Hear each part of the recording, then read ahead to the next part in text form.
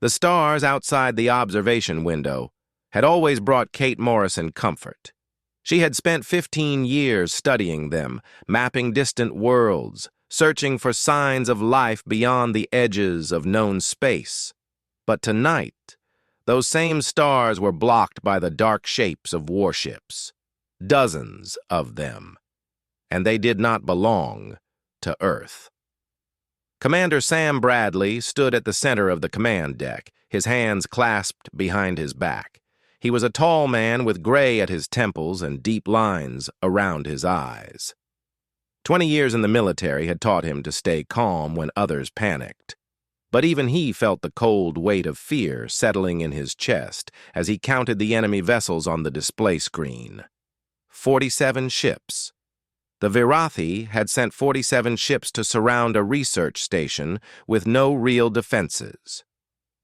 "Sir, we're receiving a transmission," said Lieutenant Amy Walsh from her station. Her voice was steady, but her fingers trembled slightly as she worked the controls. "It's coming from the lead vessel." "Put it through," Bradley said.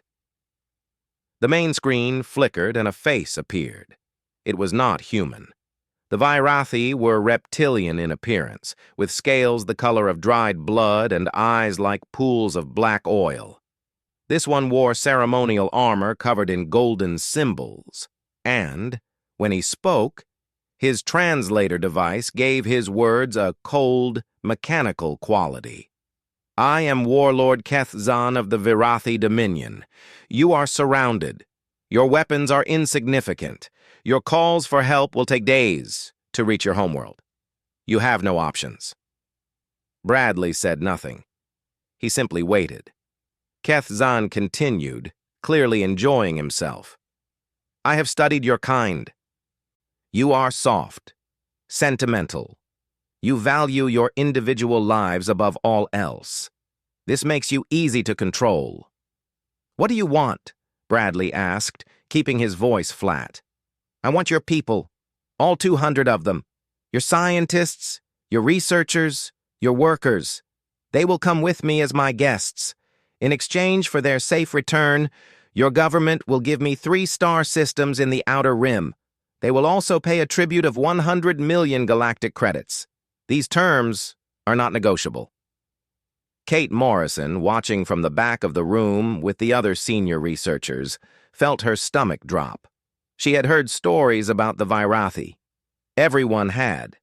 They had been taking hostages across the galaxy for centuries. They were experts at it.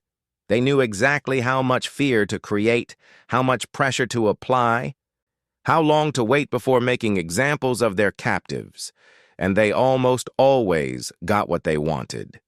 Because everyone paid, everyone negotiated. It was simply how things were done. "You have 1 hour to prepare your people for transfer," Kethzan said. "If you resist, I will destroy your station and everyone on it. If you cooperate, no one needs to die. The choice, as your kind likes to say, is yours." The screen went dark. For a long moment, no one spoke. The only sound was the soft hum of the station's life support systems. "Sir," Lieutenant Walsh said quietly, "what do we do?" Bradley turned to face his crew. There were only 30 of them, military personnel assigned to protect the station. The rest were civilians like Dr. Morrison, scientists, engineers, people who had come here to explore the universe, not to become bargaining chips in some warlord's game. "We send a message to Earth," Bradley said. "We tell them exactly what's happening. And then we wait." "Wait for what?" asked Dr. Morrison, stepping forward. "You heard him? He'll kill us all if we don't comply." Bradley looked at her. His expression was hard to read, but there was something in his eyes that surprised her. It wasn't fear. It wasn't resignation. It was something else entirely. "Dr. Morrison," he said, "I need you to trust me. Can you do that?" She didn't know this man well. He had been running the military side of the station while she focused on her research. They had shared meals a few times, exchanged pleasantries in the corridors. But trust him with her life, with the lives of everyone on board? She looked at the faces around her. The young technicians who had just graduated from university, the older researchers who had families waiting for them back home. All of them were looking at her, waiting to see what she would say. "Yes," she said finally. "I trust you." Bradley nodded. "Good. Everyone return to your quarters. Stay calm. Stay together. I'll update you as soon as I know more." As the civilians filed out of the command deck, Bradley turned back to the window. The Virathi ships hung in the darkness like vultures waiting for their prey to stop moving. Far across the galaxy, in the headquarters of the Galactic Council, Ambassador Zilvex was reviewing the incoming reports with growing concern. The Thessari diplomat was ancient by his species standards, with silver-blue skin and 6 delicate arms that he used to manipulate multiple data screens simultaneously. "Another Virathi hostage situation," he murmured to his assistant. "This time targeting the humans." "The young species?" his assistant asked. "The ones who joined the council only 40 years ago?" "The same. They have a small research station near the Kepler system.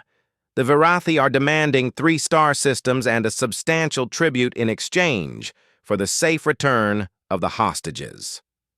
"A standard operation, then. The humans will negotiate, the Virathi will reduce their demands slightly, and eventually an agreement will be reached. As always." Zilvex nodded slowly. He had seen this pattern repeat itself thousands of times during his long career.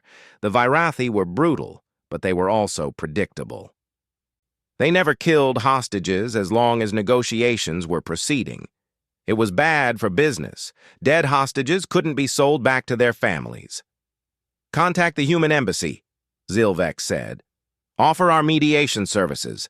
Tell them we have extensive experience in these matters and can help them achieve a favorable outcome." "At once, Ambassador." As his assistant hurried away, Zilvex allowed himself a small sigh. He felt sorry for the humans. They were so new to the galactic community, so naive about how things worked out here in the cold spaces between stars. They would learn, as all species eventually learned, that sometimes you had to swallow your pride and pay the price that was demanded of you. It was simply the way of things. But as the hours passed and Earth's response finally arrived, Zilvex would discover that the humans had not learned this lesson at all. They had, in fact, learned something very different, and the galaxy would never be the same. Ambassador Zilvex had prepared everything. The mediation chamber was ready. The translation systems were calibrated. His staff had compiled detailed profiles on both the Virathi negotiating team and the human diplomatic corps. He had even prepared a list of suggested compromises that both sides might find acceptable. What he had not prepared for was the message that arrived from Earth. It came through on all channels simultaneously, broadcast openly across every galactic frequency. This was unusual. Hostage negotiations were typically conducted in private, away from the public eye. Making them public only increased pressure on both sides and made compromise more difficult. But the humans did not seem interested in compromise. The face that appeared on the screen belonged to President Laura Bennett. She was a woman in her early 60s with short gray hair and sharp blue eyes. She wore a simple dark suit with no decorations or medals. When she spoke, her voice was calm and clear, like someone explaining something obvious to a child who refused to understand. "This message is addressed to Warlord Kethzan of the Virathi Dominion. I will speak plainly so there can be no misunderstanding." Zilvex leaned forward in his chair, his 6 arms frozen in place. "The people of Earth do not negotiate with those who take innocent lives as leverage. This is not a policy we adopted recently. It is a principle we learned through centuries of painful experience on our own world. We learned that paying ransoms only encourages more kidnappings. We learned that rewarding violence only produces more violence. We learned that some lines must never be crossed, no matter the cost. She paused, and her eyes seemed to look directly through the screen at whoever was watching. You have taken 200 of our citizens hostage. You have demanded tribute and territory in exchange for their safe return. Here is our response. Release our people unharmed within 12 standard hours or face the consequences. There will be no counteroffer. There will be no tribute. There will be no second warning. The choice is yours. The screen went dark. For a long moment, Zilvex could not move. In 10,000 years of recorded history, he had never heard of a species responding to a hostage situation this way. It was madness. It was suicide. The Virathi would kill those 200 people without a second thought, and then they would come for Earth itself. His assistant rushed into the chamber, clearly shaken. Ambassador, the Council is requesting an emergency session. The other delegations are asking questions. They want to know if this is some kind of trick or mistranslation? It is neither, Zilvex said quietly. The humans mean exactly what they said. But that's impossible. No rational species would sacrifice 200 of their own people over a matter of pride. Zilvex rose from his chair and walked to the window. Outside, the lights of the council station glittered against the backdrop of space. Thousands of species, millions of individuals, all of them following the same basic rules of survival. You protected your people, you preserved your resources, you calculated costs and benefits, and made rational decisions based on probable outcomes. The humans, it seemed, used a different calculation entirely. Far away on the bridge of his flagship, Warlord Keth Zahn was laughing. He had received the human transmission along with everyone else, and he found it absolutely delightful. "Did you hear that?" he asked his subordinates. "They refuse to negotiate. They actually refuse." He shook his massive reptilian head in amusement. "These creatures are even more foolish than I thought." "My lord," said his second-in-command, a scarred veteran named Thraz, "perhaps we should take their warning seriously. They did defeat the Krillian raiders last year, and they have been expanding their military presence in this sector. The Krillians were primitives with outdated weapons," Keth Zahn said dismissively. "We are the Virathi Dominion. We have been taking hostages since before these humans learned to make fire. They will break. They always break. And if they don't," Keth Zahn's eyes narrowed, "then we make an example of their people. We kill 10 of them, broadcast the executions across the galaxy, and wait for the humans to come crawling back with a more reasonable attitude." Thraz nodded, but something in his expression suggested he was not entirely convinced. The humans had a reputation for being unpredictable, emotional, willing to take risks that more sensible species would never consider. Back on Kepler Station, Commander Bradley had gathered his military personnel in a secure briefing room. They had all heard the president's message, and they understood what it meant. "There's a fleet coming," Bradley said. "Admiral Cole is leading it personally. They'll be here before the deadline expires." "Sir," said Lieutenant Walsh, "the Virathi have 47 ships. Even if the fleet arrives in time, we'll be outgunned." "Admiral Cole is bringing the 3rd Strike Fleet. That's 18 destroyers, 6 cruisers, and the flagship Defiance. Plus, we'll have surprise on our side." "And if it's not enough?" Bradley looked at her steadily. "Then we die fighting. But I've served with Nathan Cole for 15 years, and I've never seen him lose a battle. He was determined to win." In the civilian quarters, Dr. Kate Morrison was sitting with a group of young researchers who looked terrified. They had heard the president's message, too, and unlike the military personnel, they had no training for situations like this. "She's going to get us killed," whispered a young man named Peter, barely out of graduate school. They're going to kill us all because she wouldn't just pay the ransom. Maybe, said Kate.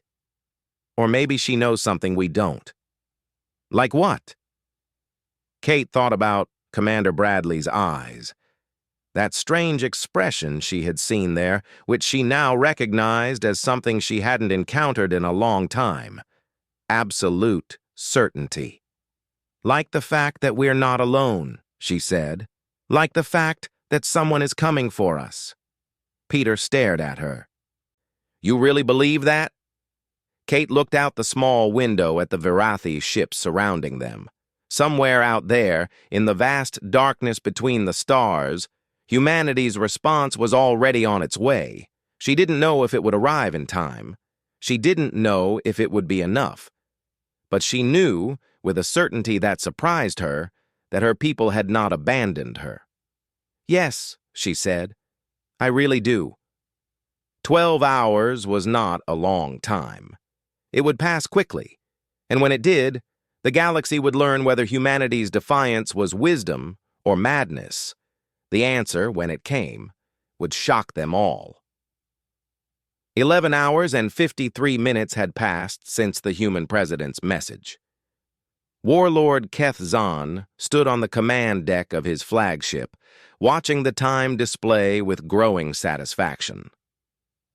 7 minutes remained on the deadline the humans had set, and there had been no further communication from Earth. No fleet had arrived. No rescue attempt had been made. The humans had been bluffing. Of course they had been. Prepare the first group of hostages for execution, Keth Zahn ordered. We'll start with 10. Make sure the recording equipment is functioning. I want every species in the galaxy to see what happens to those who defy the Dominion. Yes, my lord, Thraz replied, though his voice carried a hint of unease that Keth Zahn chose to ignore. On Kepler Station, Commander Bradley watched the same time display. His expression was calm, but inside his chest, his heart was pounding. 6 minutes. The fleet should have arrived by now. Had something gone wrong? Had they miscalculated the jump coordinates? Sir, Lieutenant Walsh said suddenly, her voice sharp with alarm. I'm detecting energy signatures at the edge of the system, multiple ships dropping out of hyperspace.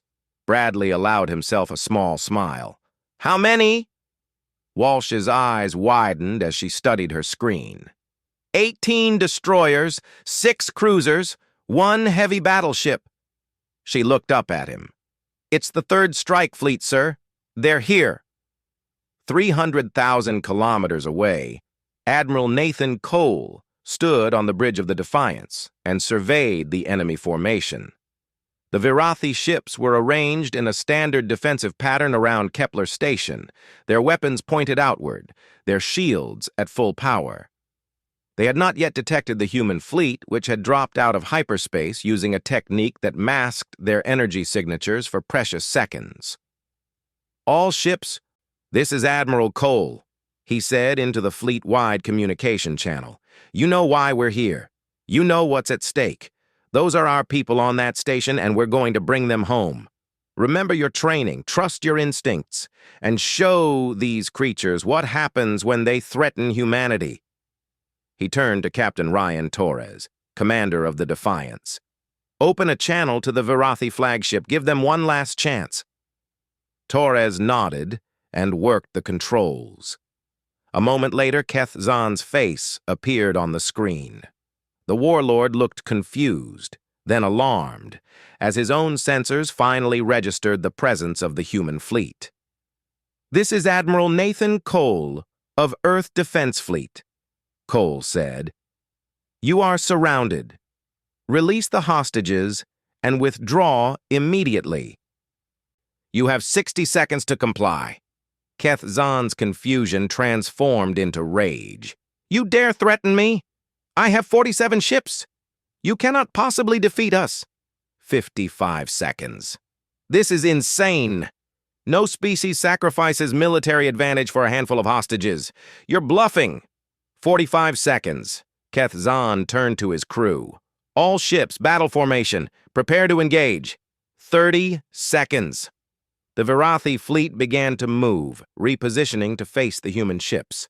Their weapons charged, their targeting systems locked onto the approaching vessels. 20 seconds. Cole watched the countdown with cold patience. He had given them a chance. He had followed the protocols, but he had never expected them to surrender. Species like the Virathi only understood one language, and he was about to speak it fluently. 10 seconds. My lord, Thraz said urgently, perhaps we should consider— Silence, Keth Zahn roared. We do not retreat from prey. Time's up, Cole said quietly. He turned to Torres. All ships, weapons free, no survivors. What happened next would be studied in military academies across the galaxy for centuries. The human fleet attacked with a ferocity that the Virathi had never encountered. Human ships did not fight to capture or disable. They fought to destroy. Completely, utterly, without mercy. The first Virathi destroyer exploded 17 seconds into the battle, torn apart by concentrated fire from 3 human vessels that ignored their own damage to press the attack. The second followed 12 seconds later, then the third, then 5 more in rapid succession. Lieutenant Ben Hayes led the Marine assault team that launched from the cruiser Valor. Their target was Kepler Station, where Virathi soldiers still held the hostages. Hayes was 34 years old, a veteran of 3 combat deployments, and he had never been more focused in his life. Remember, he told his team as their boarding pods screamed toward the station, the hostages are the priority. Everything else is secondary. They breached the station's emergency airlock with explosive charges and moved through the corridors in tight formation. The Virathi guards they encountered were prepared for negotiations, not combat. They died quickly. Hayes found Dr. Morrison and the other hostages locked in the main cargo bay, guarded by a dozen Virathi soldiers. The firefight that followed lasted less than 2 minutes. When it was over, all 12 guards were dead, and not a single hostage had been harmed. Dr. Morrison? Hayes asked, lowering his weapon. I'm Lieutenant Ben Hayes, Earth Defense Fleet. We're here to take you home. Kate stared at him, tears streaming down her face. They said no one was coming. They said we were alone. You're never alone, Hayes said simply. Not while there's a single human ship in the sky. Outside, the battle was ending. The Virathi fleet, which had seemed so overwhelming just hours ago, was being systematically annihilated. Ship after ship exploded, their crews dying in the cold darkness of space. Keth Zahn watched in horror as his forces were reduced to burning wreckage. "Retreat!" he screamed. "All ships, retreat!" But there was no retreat. The human fleet had positioned itself to cut off every escape route. The Virathi ships that tried to flee were hunted down and destroyed. Those that surrendered were ignored, their offers of submission rejected, their ships targeted and eliminated just like all the others. In the end, only Keth Zahn's flagship remained, its engines crippled, its weapons destroyed, drifting helplessly among the debris of his once mighty fleet. Admiral Cole's face appeared on his screen. Warlord Keth Zahn, your fleet is gone. Your crew is dead. You will be taken into custody to stand trial for crimes against humanity. Resist, and you will share the fate of your ships. Keth Zahn slumped in his command chair, unable to comprehend what had just happened. For the first time in his long and brutal career, he had encountered a species that did not play by the rules, a species that valued its principles more than its lives, a species that was willing to pay any price to protect its own. He had called their bluff. It had not been a bluff. The news spread across the galaxy like fire through dry grass. Within hours of the battle's end, every species in the known universe had heard some version of the story. The details varied depending on who was telling it, but the core facts remained the same. The humans had refused to negotiate, they had attacked without hesitation, and they had destroyed an entire Virathi fleet without taking a single prisoner. Ambassador Zilvex sat in his private chambers, surrounded by data screens showing reactions from across the galactic community. The Thessari were demanding an emergency council session. The Corvani were requesting military consultations with the human delegation. The Meldrath, a species so ancient that they rarely bothered to acknowledge younger civilizations, had sent a formal message expressing what their translators called profound interest in human tactical philosophy. And the Virathi Dominion was in chaos. Reports were flooding in from every corner of their territory. Ships that had been conducting hostage operations were abandoning their missions and returning to home space. Warlords who had been planning new raids were suddenly finding reasons to postpone them. The fear that the Virathi had cultivated for centuries, the fear that made other species surrender without a fight, was beginning to work against them. Because if the humans could destroy Keth Zan's fleet, what might they do to anyone else who threatened their people? Zilvex's door chimed, and his assistant entered with a nervous expression. "Ambassador, the human delegation has arrived. Ambassador Diane Porter is waiting in the reception hall. Send her in." A moment later, a human woman entered the chamber. She was tall and composed, with dark hair pulled back from her face, and eyes that seemed to notice everything at once. She wore a simple uniform with no decorations, except for a small flag pin on her collar. "Ambassador Zilvex," she said, offering a slight bow. "Thank you for receiving me." "Please sit," Zilvex replied, gesturing to a chair that had been designed for human physiology. "I have many questions, Ambassador Porter. The Council has many questions. What happened at Kepler Station is unlike anything in our recorded history." Porter sat down and folded her hands in her lap. "I'll answer what I can. Then let me begin with the most obvious question. Why? Why risk so much for 200 people?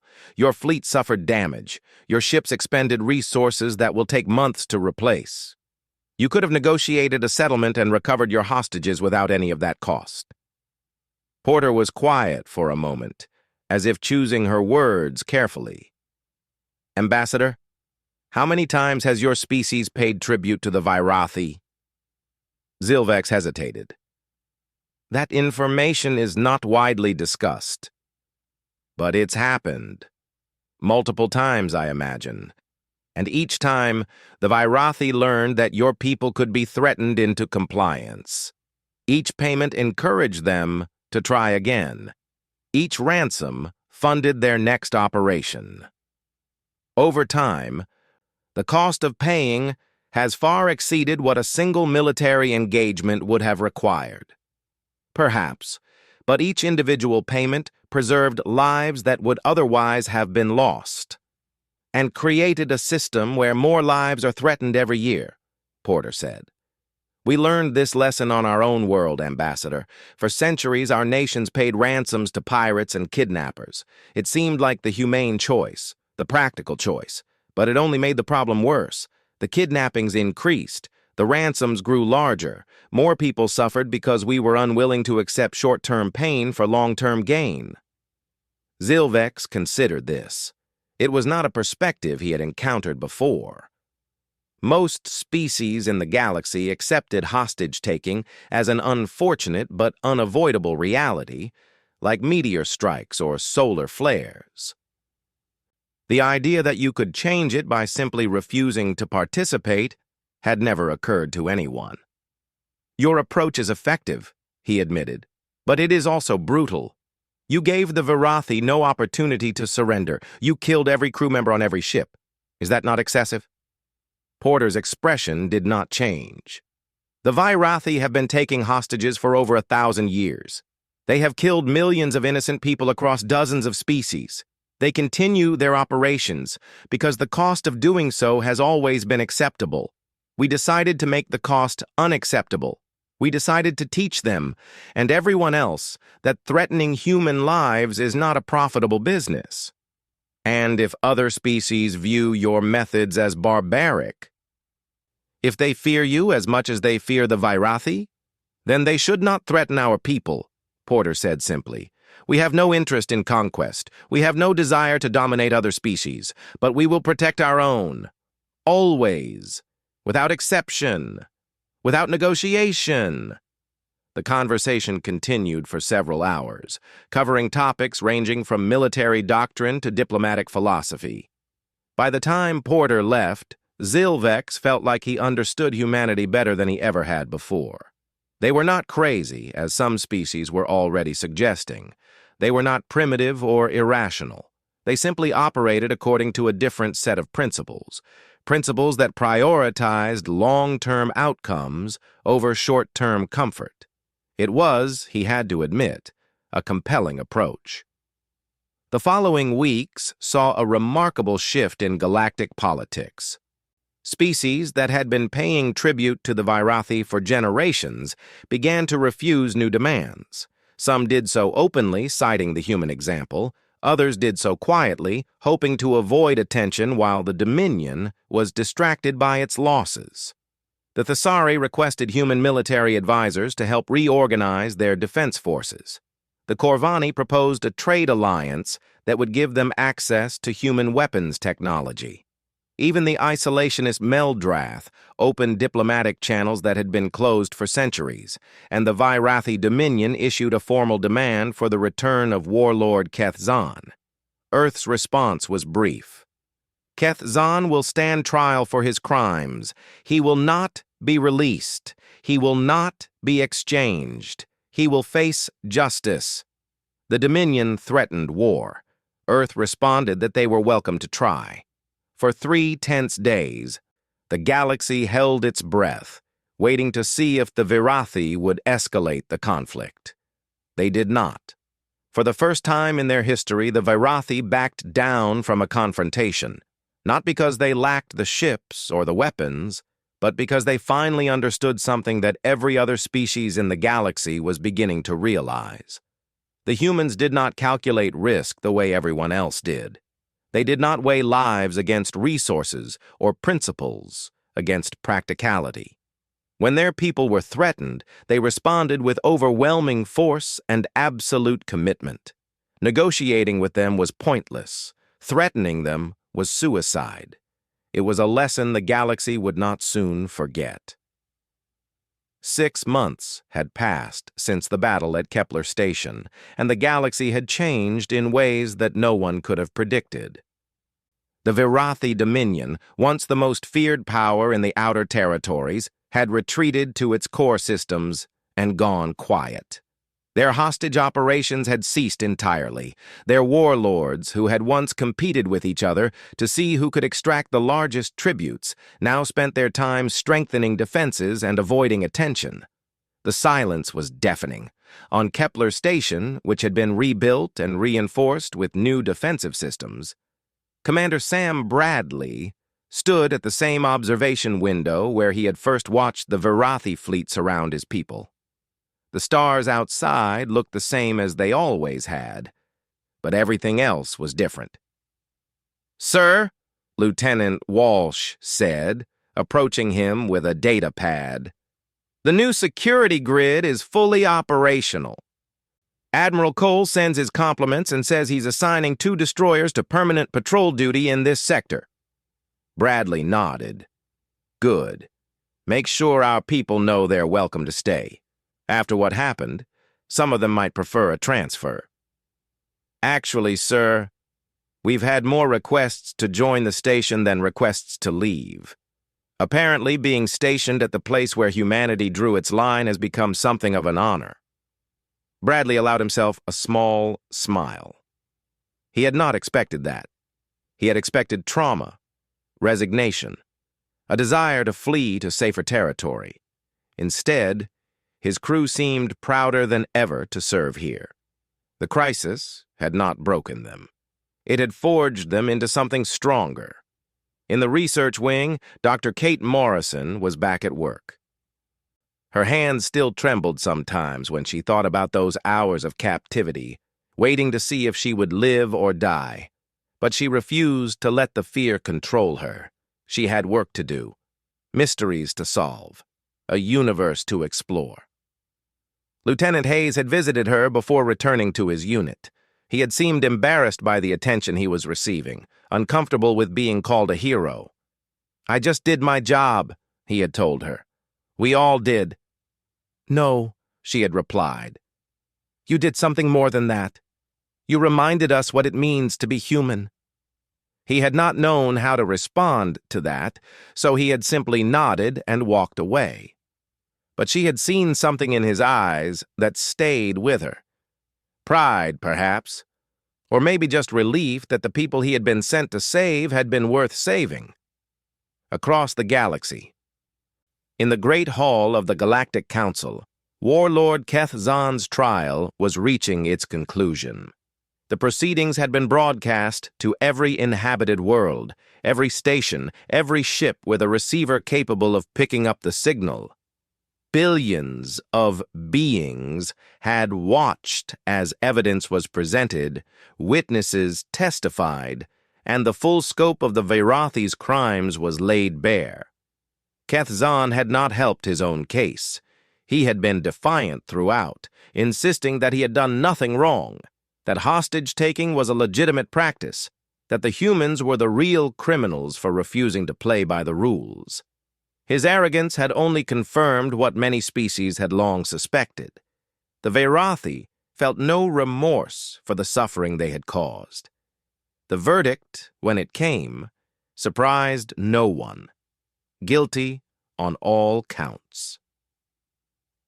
The sentence: life imprisonment on a remote human penal colony with no possibility of release or exchange. Keth Zan had demanded to know why he could not be ransomed back to his people, as tradition dictated. The human judge had looked at him with something that might have been pity. "Because we do not sell people," she had said, "not even monsters like you." Admiral Nathan Cole gave a rare interview shortly after the verdict was announced. He sat in his office aboard the Defiance, speaking to a journalist who had come all the way from Earth to hear his thoughts. "People keep asking me why we did it," he said. "Why we risked so much for 200 people. Why we didn't just pay the ransom and move on. They don't understand." "What don't they understand?" the journalist asked. Cole was quiet for a moment, staring at the wall behind her. There were no decorations in his office, no medals or trophies. Just a single photograph of a woman and 2 children who were waiting for him back home. "Those 200 people trusted us," he said finally. "They went out into the darkness because they believed their species would protect them. They believed we would come for them if anything went wrong. If we had paid that ransom, if we had traded their freedom for resources and territory, we would have proved them wrong. We would have told them and everyone watching that human lives have a price, that our principles can be bought. And they can't?" "No," Cole said firmly. "They can't. We don't leave our people behind. We don't pay for their lives with our dignity. And we don't give monsters a second chance to hurt us. That's who we are. That's who we've always been." The interview was viewed more than any other broadcast in galactic history. Species that had never heard of Earth before were suddenly studying human culture, human history, human military doctrine. They wanted to understand this strange new power that had appeared on the galactic stage and changed the rules of the game overnight. In the council chambers, Ambassador Zilvex was reading a draft of a new advisory that would be transmitted to every spacefaring civilization in known space. He had worked on it for weeks, consulting with human diplomats and military experts to ensure the language was accurate. The final version was simple and direct. Warning: human beings do not negotiate with hostage-takers. Human beings do not pay ransoms. Human beings do not accept threats against their citizens. Any entity that takes human hostages should expect a military response with no warning, no negotiation, and no survivors. This policy applies regardless of the number of hostages, the demands made, or the strength of the opposing force. Hostage-taking operations against human targets are not recommended. Historical survival rate for perpetrators, 0%. Zilvex read the words one more time, then approved the transmission with a press of his hand. The advisory would reach every corner of the galaxy within hours. Every species would read it. Every warlord, every pirate, every opportunist who had ever considered taking human hostages would understand exactly what they were risking. He thought about his conversation with Ambassador Porter months ago when he had questioned whether the human approach was too brutal, too uncompromising. He had wondered if fear was really the answer to the galaxy's problems. Now, watching the Virathi Dominion crumble, watching other hostage-taking operations collapse, watching species that had lived in fear for centuries finally beginning to stand up for themselves, he thought he understood. Fear was not the answer, but sometimes fear was the beginning of an answer. Sometimes you had to show the galaxy that there was another way to live. A harder way. A more dangerous way. But a way that led somewhere better. The humans had shown them that way, and the galaxy, slowly but surely, was beginning to follow. On Kepler Station, Dr. Kate Morrison looked up from her work and gazed out at the stars. Somewhere out there, among those distant lights, other species were reading the advisory. Other civilizations were learning the lesson that humanity had taught. The universe was a little bit safer tonight than it had been 6 months ago. It was not perfect. It would never be perfect. But it was better. And that, she thought, was enough. That was more than enough.